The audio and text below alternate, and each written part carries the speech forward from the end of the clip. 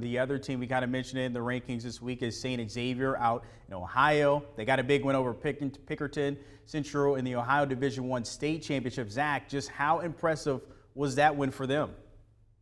You know, you could say that's the most impressive win of the season.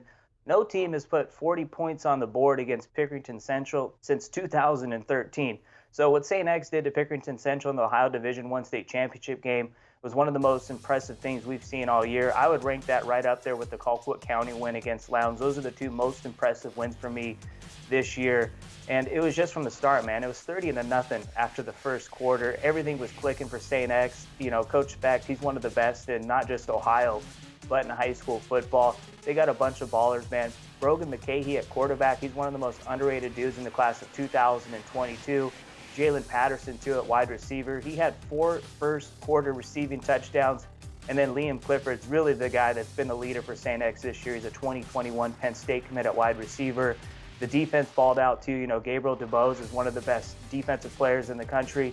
He had a huge game on defense and on special teams, too. So, you know, St. X had 2 losses on the year, but you can erase all that when you win the Ohio Division I state championship, and especially when you beat Pickerington Central, you know, a program that won the D1 state title game last year, and we're going for their 3rd and 4th year. So very impressive what St. X did, and easy to put them in the rankings this week.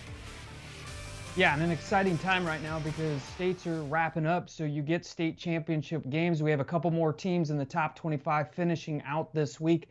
Number 8, Corner Canyon, is going for a state championship in Utah. And Ohio wraps up. Number 17, Archbishop Hoban, will play in a state championship this weekend as well. So comes down to, it doesn't matter what happens in the regular season. It all comes down to who wins that state title. So we got some exciting times coming up here in high school football. All right, more ahead. Zack Poff and Steve Montoya, as always, dropping those gems in the high school rankings. Appreciate it as always, fellas. Take care.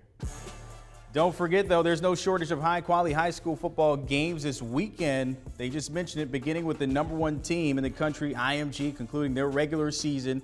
We also have a couple state championships in Ohio and Utah, while 2 of the top teams in Arizona face off as well. Make sure you head over to MaxPrep.com for the full breakdown of all these games.